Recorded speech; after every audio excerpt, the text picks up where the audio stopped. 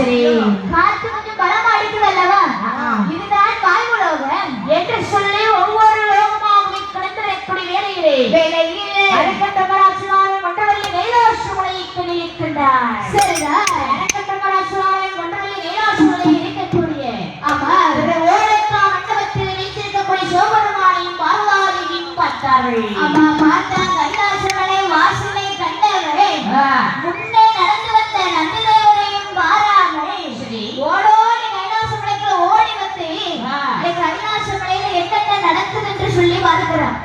அப்படி பார்க்கின்ற தருணத்தில் அவன் என்னென்ன காட்சிகளை எல்லாம் கேட்கிறான் தெரியுமா?